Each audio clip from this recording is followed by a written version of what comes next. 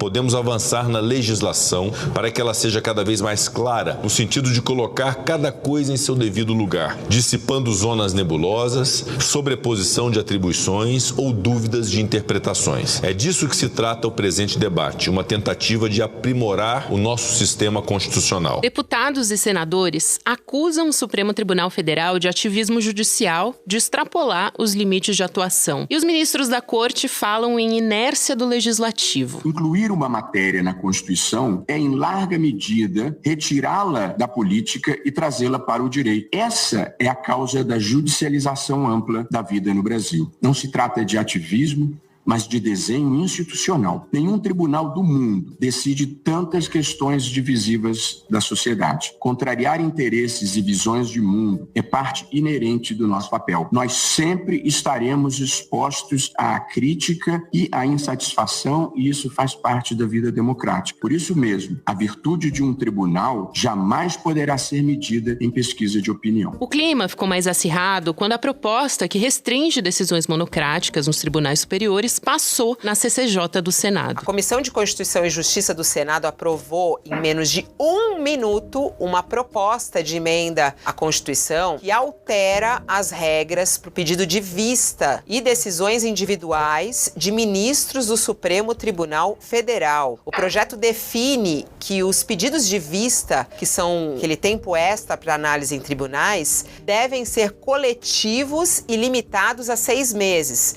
podendo ser renovados por mais 3. Depois desse prazo, o processo seria incluído automaticamente na pauta de votações. A PEC também proíbe decisões monocráticas de um único ministro. O texto ainda precisa ser aprovado em plenário e, se passar, vai para a Câmara dos Deputados. Só neste pedaço de inferno em que se está transformando o Brasil, a gente pode admitir uma aberração dessa. Vocês entenderam bem. Estão votando a emenda à Constituição, flagrantemente criminosa e inconstitucional, mas estão votando como vingança uma reforma à Constituição que diz assim: então, quando o Congresso não gostar de uma decisão do Supremo Tribunal Federal, que é a última instância do Judiciário, o Congresso vai, por decreto legislativo, desfazer a sentença. Durma-se com um barulho desse. O ministro Gilmar Mendes se pronunciou pelas redes sociais sobre o projeto que define uma espécie de período de mandato para os ministros do Supremo Tribunal Federal. Ele escreveu, abre aspas, agora ressuscitaram a ideia de mandatos para o Supremo. Pelo que se fala, a proposta se fará acompanhar do loteamento das vagas em proveito de certos órgãos. É comovente ver o esforço retórico feito para justificar a empreitada. Sonham com as cortes constitucionais da Europa, entretanto, o mais provável é que acordem com mais uma agência reguladora desvirtuada. Talvez seja esse o objetivo. A pergunta essencial, todavia, continua a não ser formulada. Após vivenciarmos uma tentativa de golpe de Estado,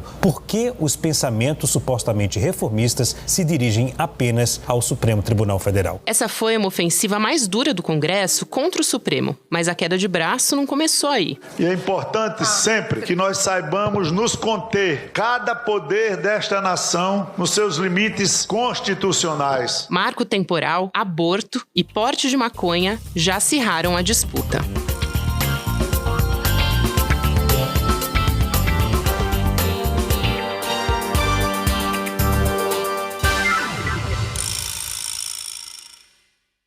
Segunda-feira, 23 de outubro de 2023.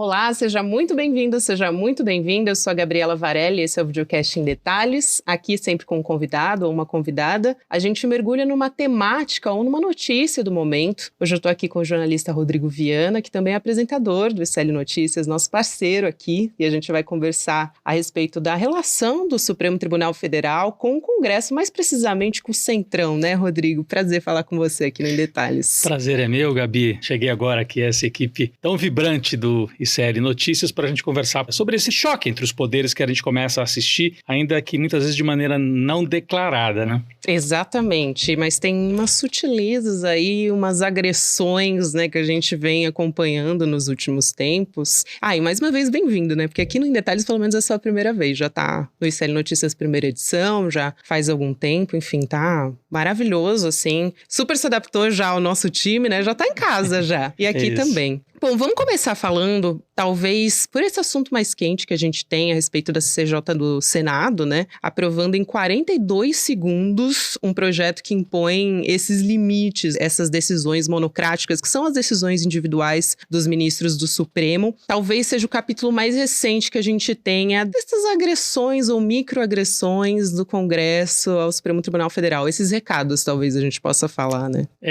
Tem uma palavra assim, escaramuças. Isso. Já que a gente está numa fase, infelizmente, de guerra, né? Escaramuça não chega a ser uma batalha, né? Um confronto não declarado. Foi isso que a gente assistiu ali. Comissão de Constituição e Justiça do Senado Federal. Normalmente, a gente tendia a olhar mais para a Câmara como um local de problemas para o governo do Lula, mas dessa vez veio do Senado este recado. Então, a Comissão de Constituição e Justiça aprovou em menos de um minuto um projeto de lei que coloca limites à ação do Supremo Tribunal Federal. São várias mudanças, né? Algumas delas, inclusive, que eu acho que a gente pode debater. Por exemplo, essa história de ministro sozinho, ministro do Supremo Tribunal Federal, mudar uma decisão do presidente da República, cassar uma decisão do presidente da República, ou tomar uma decisão que afeta profundamente um caso específico, pode ser que seja necessário estabelecer algum tipo de limite. Mas chama a atenção, será que é o Congresso que tem que colocar limites ao Supremo Tribunal Federal? É o Congresso que tem que dizer como é que o Supremo Tribunal Federal vai trabalhar? Eu trouxe aqui uma listinha, né? O que a Comissão de Constituição e Justiça fez? Primeiro, deixar claro que ainda não foi aprovada a lei. A comissão, acho que todo mundo sabe, né? No Congresso Nacional, os temas, as leis, primeiro passam por comissões e depois tem que ir a plenário para uma aprovação definitiva. Por enquanto foi um mérito, né? Exatamente. Por enquanto,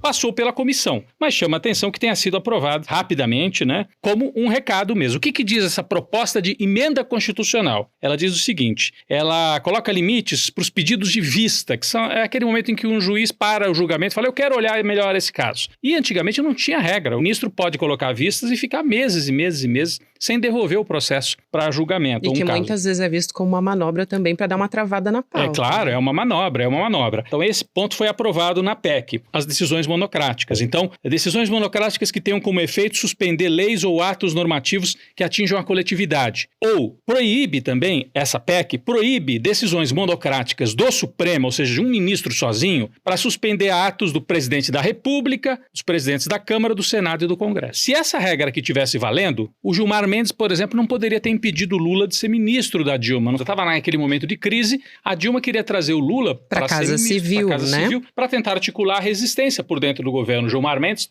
numa canetada, impediu. É algo profundamente estranho. Um ministro do Supremo impedir a posse de um ministro do Poder Executivo. Por isso que eu digo que essa PEC que foi aprovada tem algum sentido, faria sentido. Mas a questão que eu queria, depois, se a gente tiver tempo, é tentar entender por que o Senado resolveu aprovar isso nesse momento e sob comando de um personagem específico, Davi Alcolumbre, que é o presidente dessa comissão. Vamos entrar nessa também. Deixa eu só dar a informação completa para quem não acompanhou naquela época, né? Foi em 2016, o Gilmar Mendes tomou essa decisão a respeito do presidente Lula, suspendendo a nomeação para a Casa Civil. Decisão que foi uma reação, né? Ela foi proferida depois de uma ação que foi apresentada pelo PSDB e pelo PS. E aí ele afirma que ele viu uma intenção de Lula em fraudar as investigações sobre ele na Operação Lava Jato, porque esse era o contexto brasileiro que a gente estava vivendo, né? O argumento era que o Lula queria virar ministro para se safar, porque ele corria o risco de ser preso, e aí quem declararia a prisão era o Moro. O Lula virando ministro, ele não poderia mais ser julgado pelo Moro. O caso dele sairia da vara lá de Curitiba. Então, toda a teoria era, não, o Lula quer virar ministro para escapar da punição do Sérgio Moro, e aí o Gilmar Mendes foi lá e impediu a posse. O balão de oxigênio que a corte deu a presidente naquele momento parece que não foi efetivo, não se conseguiu repactuação. E agora estamos diante desse quadro mais caricato, talvez um dos mais caricatos que a nacionalidade já tenha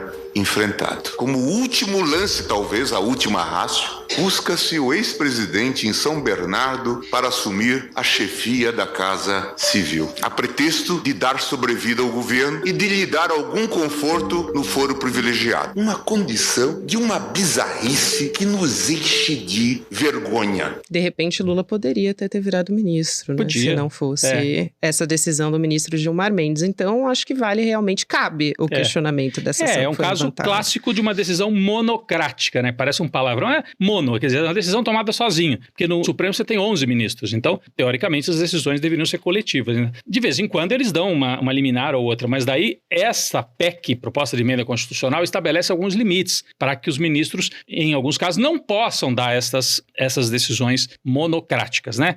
Então a minha pergunta é, por que estão preocupados com isso agora? Lá atrás ninguém falou nada sobre isso, do tipo, nossa, o Gilmar Mendes sozinho está impedindo a posse do Lula e tal. Por que agora há esse movimento? Há um movimento, na verdade, dentro do Congresso, de certo ataque ao Supremo Tribunal Federal, e a gente precisa entender por quê, né? Exatamente, e acontece no momento em que muitos parlamentares dizem que o Supremo Tribunal Federal está querendo legislar em cima de muitas pautas. Sim. Por exemplo, a gente vai falar aqui também, porte de maconha. Então, me parece uma reação muito imediata que está acontecendo por parte do Senado, que justamente você falou muito bem, né? A gente não costuma ver uma reação por parte do Senado, a gente espera por parte da Câmara dos Deputados. Sim. Ainda mais vindo de Davi Alcolumbre, que inicialmente se mostrava ali como um aliado de Lula, né? Nomeou 3 ministros no início do governo, a gente teve Daniel do Vaguinho, Juscelino Filho e também o Valdez Góes. E entrou na cota do União Brasil, apesar de ser do PDT. Então, me parece que é um contexto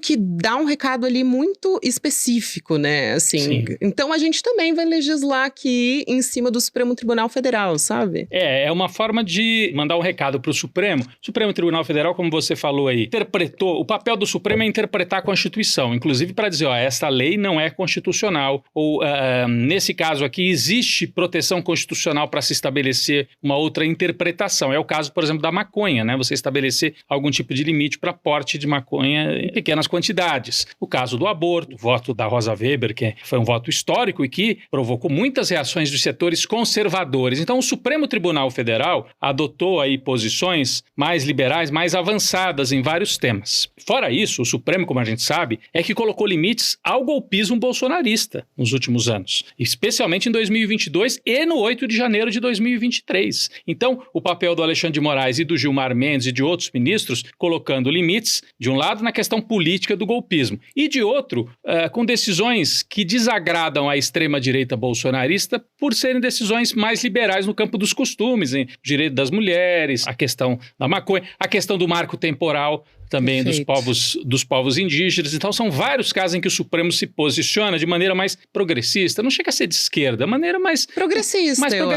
Ou seja, não são interpretações conservadoras. Mas você acha que teve um estopim? Foi a ministra Rosa Weber, talvez, ter feito um discurso ali muito marcante na saída dela a respeito do aborto, ou você acha que foi essa conjunção? Eu acho mesmo? Que é a conjunção. Vamos voltar ao personagem que você citou, eu citei também, né, o Alcolumbre, que é o presidente da Comissão de Constituição e Justiça. Ele não é um ultraconservador, um extremista bolsonarista. Ele é um homem do centrão, que está ali para fazer os acordos de sempre e ocupar posições e tirar vantagens com nomeações do governo federal. O que acontece? Como no Senado você tem uma bancada forte de extrema-direita bolsonarista, o Alcolumbre é o presidente da Comissão de Constituição e Justiça, mas ele é pré-candidato à presidência do Senado. Vai acabar o mandato do Rodrigo Pacheco, que é o atual presidente, e o Alcolumbre já está de olho. Eu quero essa vaga da presidência do Senado para mim. Inclusive porque eles tinham ali um certo combinado, né, de que seria uma sucessão. Exato. Aí Rodrigo Pacheco sairia e o Davi Alcolumbre assumiria de novo essa posição, né? Então, pelo menos eles vislumbravam isso. Há uma possibilidade de nós termos uma candidatura única de Davi Alcolumbre na sucessão de Rodrigo Pacheco. Rodrigo Pacheco já deu sinalizações de bastidor que apoia o nome de Davi Alcolumbre. O Palácio do Planalto também apoia o nome de Davi Alcolumbre. Houve até uma sinalização, uma articulação da possibilidade de filiar Davi Alcolumbre ao MDB e aí você teria uma solução. Mas pra quem? Para Davi Alcolumbre e para o PSD. Então vamos lá, o Alcolumbre foi o presidente do Senado, aí o Rodrigo Pacheco veio no lugar dele, eles têm uma proximidade, um acordo, e o combinado é que agora o Alcolumbre voltaria. O Alcolumbre viu que uma forma dele voltar é conseguir o apoio dos bolsonaristas, porque daí ele soma Centrão, que é essa turma que nem é de extrema direita, mas que quer fazer negócio, quer fazer negociação ali, e os bolsonaristas radicais, né? Os bolsonaristas radicais adoram enfrentar o Supremo, porque o Supremo cumpriu cumpriu essa missão nos últimos anos de enfrentar o bolsonarismo e de fazer interpretações mais progressistas em temas importantes. Então, nós temos um momento no Brasil que dos 3 poderes, você tem o executivo, que é o Lula no comando, está mais preocupado em reconstruir a economia e reorganizar o Estado, que o Bolsonaro destruiu. O Lula está concentrado nisso. E quem está fazendo mais política é o Supremo. Então você tem 2 poderes aliados nesse momento, e eles foram aliados no 8 de janeiro também. A reação ao golpismo foi uma reação conjunta que veio do Poder Executivo, Lula, Flávio Dino e outros, e o Poder Judiciário, o Supremo Tribunal Federal. Onde é que a direita mantém força? No terceiro poder, que é no Legislativo. É ali que ela tem mais força, tanto a extrema-direita bolsonarista, quanto essa direita do centrão, que vê numa aliança com o bolsonarismo, a chance é uma espécie de uma chantagem. Olha para o Lula e fala, olha, ou você me entrega o que eu quero, né? E para o Supremo também. Ou vocês colocam água aí na fervura, ou então a gente vai se aliar aqui com o bolsonarismo no Congresso. E é no Congresso que eles podem criar muitos problemas. Vamos lembrar que é o Senado que aprova ministro do Supremo e que pode eventualmente fazer um impeachment do ministro do Supremo, que era a grande reivindicação, lembra? Na época do Bolsonaro, vamos fazer impeachment do Alexandre de Moraes, do Gilmar Mendes. Eu acho que está muito longe disso. O Alcolumbre não é um personagem que quer um confronto nesse nível, mas ele está mexendo com fogo. E essa aprovação da PEC teve esse sentido. Né? Perfeito, eu achei muito interessante essa ideia que você trouxe sobre o Supremo Tribunal Federal legislar. Fazer política, né? Fazer política, exatamente. Porque a gente tem uma análise de que o Centrão, principalmente na figura ali do Arthur Lira, tem feito isso, né? Tem atuado muitas vezes para tomar decisões no lugar, não no lugar, né? Mas acaba pressionando o Lula para tomar decisões. E me lembrou também, eu conversei aqui no Em Detalhes, inclusive, quem acompanha o podcast talvez se lembre, com o Marcos Nobre, e ele faz uma análise a respeito do Centrão temerário e o que teme, vamos dizer assim. Que teme, por exemplo, que a democracia seja sequestrada, vamos colocar nesses termos assim, né? Que é aquela ala da extrema-direita, enfim, que a gente já conhece toda a história, e que muitos do Centrão aceitaram se alinhar com essa direita para fazer política, ainda que seja um risco enorme, né? Já que no sentido que a gente está falando de golpe, né, ou de uma tentativa de golpe lá no 8 de janeiro, poderia, de repente, deixar de existir o Congresso Nacional. Mas é interessante isso porque ele coloca nesses termos, né, de como o Centrão, existe uma ala que teme. E eu enxergava o Davi Alcolumbre dentro dessa ala que ainda existe um valor ali democrático que seria importante para ele. Mas será que ele está abrindo mão? Tô aqui refletindo com você, tá?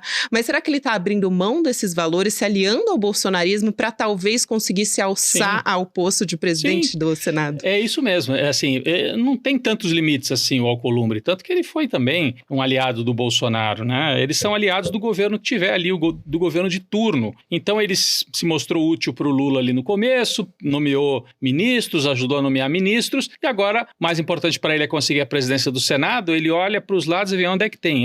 É aqui, é me aliando à extrema-direita bolsonarista. Então eu vou fazer o jogo com a extrema-direita bolsonarista com 2 objetivos: ganhar a cadeira de presidente do Senado e também arrancar mais posições, mais nomeações no governo federal, no poder executivo. Então são movimentos aí entre os 3 poderes que a gente tem que ficar atento, né? Você falava dos movimentos que normalmente a gente via mais na Câmara, porque o Arthur Lira, né, desde o governo Bolsonaro, o orçamento secreto, a Câmara foi avançando no manejo do orçamento. No Brasil, o orçamento sempre foi uma atribuição do executivo, claro, o Congresso aprova, o Congresso faz uma ou outra modificação, mas quem administra o dinheiro é o poder executivo. E o legislativo nos últimos anos foi avançando cada vez mais. Mais emendas, emenda de parlamentar, emenda de bancada, emenda secreta, né? E estão avançando, se deixar, vão avançar transformando quase num semi-parlamentarismo a gestão pública no Brasil. Isso acontecia mais em relação à Câmara. O Senado, um pouquinho mais comportado com o Rodrigo Pacheco. Mas o Rodrigo Pacheco, atual presidente do Senado, aceitou fazer esse jogo junto com o Alcolumbre. Então, para a gente ver que é muito tênue a distância entre um Lira e um Rodrigo Pacheco. Talvez não seja justo dizer isso, porque o Rodrigo Pacheco foi mais duro no momento ali de crise do 8 de janeiro, pelo menos nisso ele se manteve bem, olha, não, aí passa de qualquer limite. Mas ele aceita fazer esse tipo de negociação também se precisar, né? Sim, é um centrão mais limpinho, se é que dá pra dizer. Tem como é que é, o carnívoro e o vegetariano, né? Talvez seja, o Rodrigo Pacheco é um centrão vegetariano, com todo respeito aos vegetarianos, né?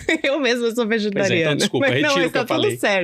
Tá tudo certo, muito boa essa comparação.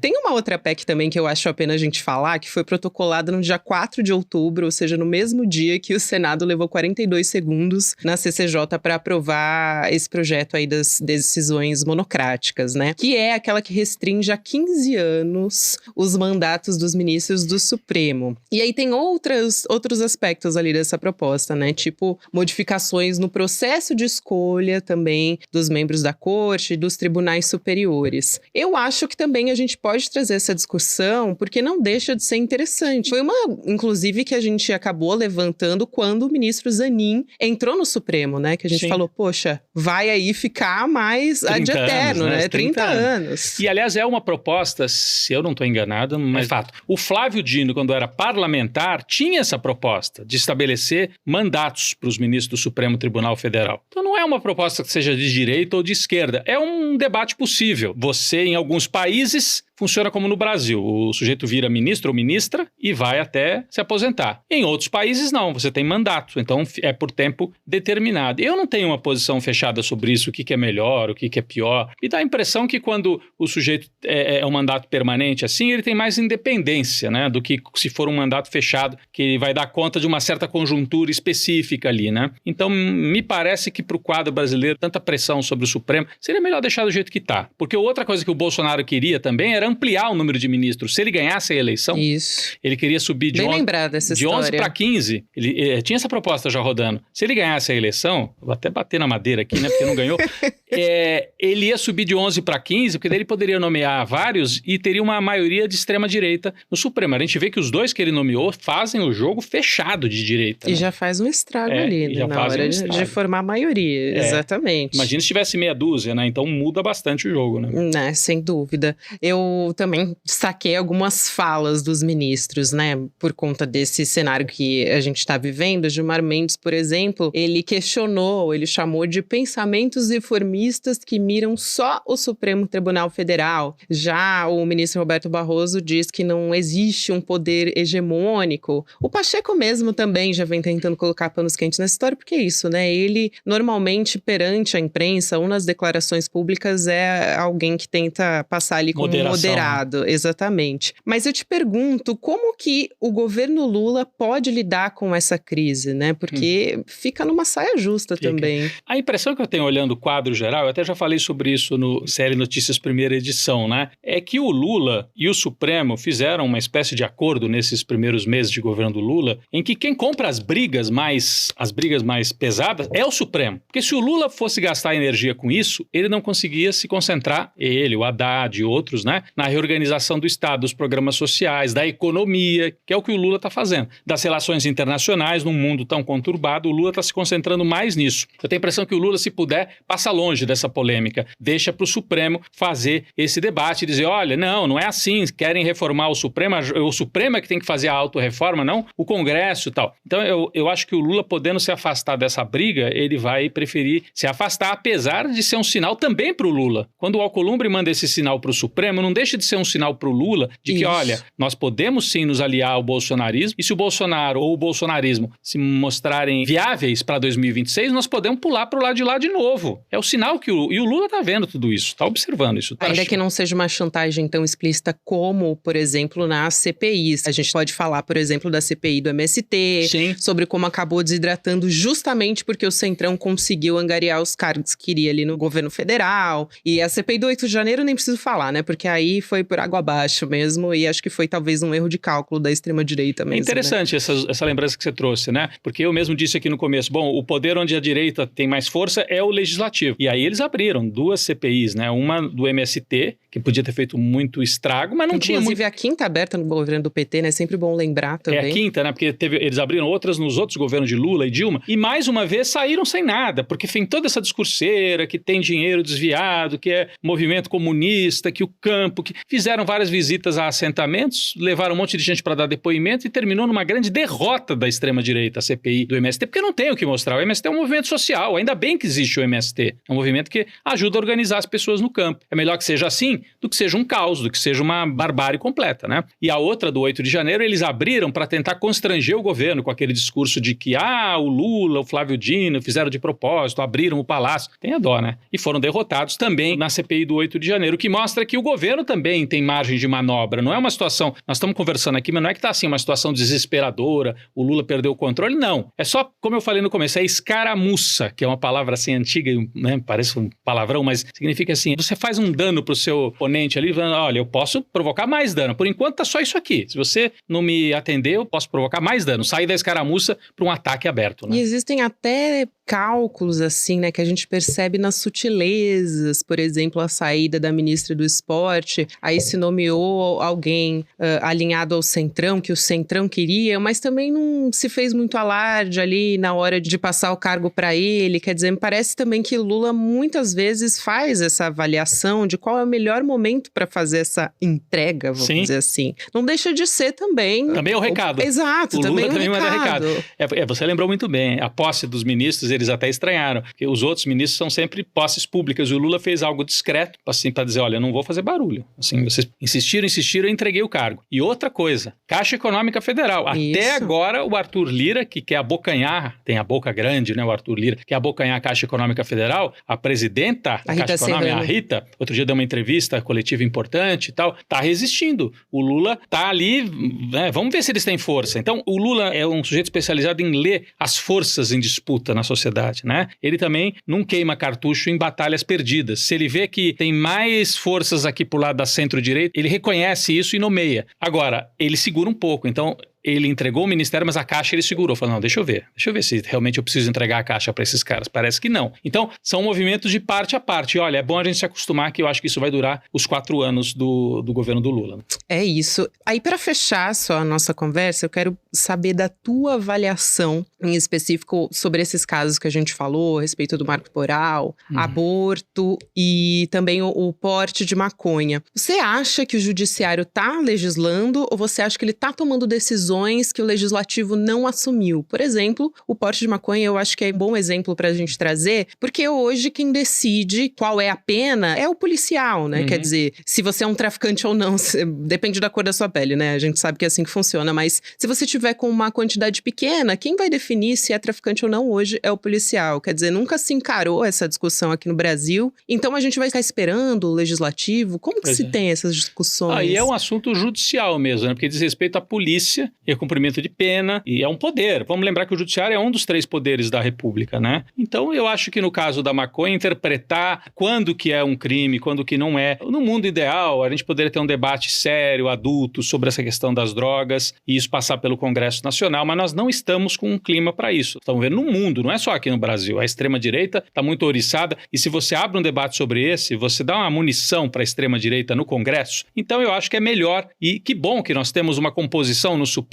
que permite avançar nesses temas ali, enquanto no Congresso a gente não consegue uma discussão um pouco mais abrangente, mais definitiva. O ideal mesmo era mudar a lei, aprovar, fazer um debate e ver o que dava para aprovar. Eu acho positivo que a gente tenha 3 poderes da República. Vamos dizer que nos 4 anos anteriores, dos 3 poderes estavam 2 com a direita, o Congresso, né, ou seja, o Legislativo e o Executivo. Agora, por uma diferença muito pequena, o Lula está administrando, está no Poder Executivo. Então nós temos o Executivo e o Judiciário juntos para tentar conter essa onda de extrema-direita. Por isso que eu acho que é sempre muito difícil a movimentação. Tem toda essa pressão para que o Lula nomeie uma mulher negra, né, para o Supremo Tribunal. Eu entendo, eu acho que é legítima e é necessária a pressão. Mas será que nós estamos com um contexto político favorável a isso nesse momento? Nós estamos com uma situação muito delicada política ainda, né? Não faz 8 meses atrás a gente teve uma tentativa de golpe de Estado no Brasil. O Lula tem essa aliança com setores no Supremo que são às vezes setores de centro-direita. Quem é o Gilmar Mendes? Quem é o Alexandre de Moraes? Eles vieram de uma direita, não uma direita fascista, de uma direita liberal, de uma direita, enfim, da direita de São Paulo, no caso do Alexandre de Moraes, o Gilmar Mendes também era próximo dos tucanos. O Lula tem uma aliança com esse pessoal para tentar estabelecer limites para os extremistas. Se o Lula fala, eu vou seguir a minha linha histórica, o PT, vou nomear uma mulher, seria justo? Seria justo. Mas será que ele não está dando um sinal ruim para essa turma, Alexandre de Moraes, Gilmar Mendes, de quem ele precisa agora para estabelecer essa aliança? Então, não estou dizendo que as pessoas não têm que fazer pressão, mas só para a gente entender os movimentos que tem em jogo entre os poderes neste momento. E por isso que a gente veio conversar sobre essa escaramuça, essa espécie de aviso que o Congresso deu, tanto para o Lula como para o Judiciário. É muito complexa a situação. Não, é muito complexo. Sem contar que senão a gente teria que discutir caso a caso, né? Por exemplo, o aborto foi de cima para baixo, num contexto de ditadura militar, então nunca se foi discutido. Sim.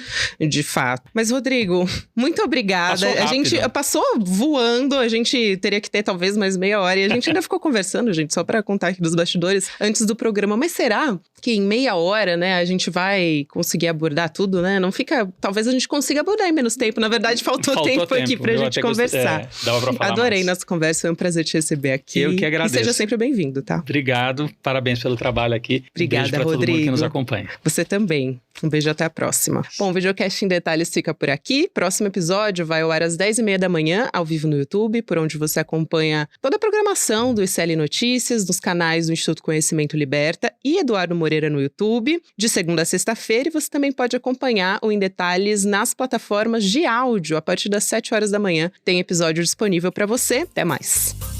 Eu, Gabriela Varela, faço a apresentação e a coordenação do Videocast em Detalhes. O roteiro é feito por mim e pela Ana Carolina Navarro. A direção técnica de gravação é de Guilherme Bessa, Bianca Pasquim e Caio Marinato. A coordenação de transmissão é de Ícaro Garcia e Malu Pessoa. A operação de áudio é de Henrique Guimarães, Giovanni Anino e Matsu. De vídeo, do Vitor Ferreto. A produção jornalística é da Elô Macrini. A vinheta original é de Caio Marinato. A edição de áudio e sonorização são de César Degani. A direção de mídias sociais é de Joemo Martins e a direção de arte é de Stella Spironelli. A coordenação de artes gráficas é de Isabela Chiara. A direção de programação é de Maurício Arruda e a produção executiva de Eduardo Moreira e Rafael Donatiello.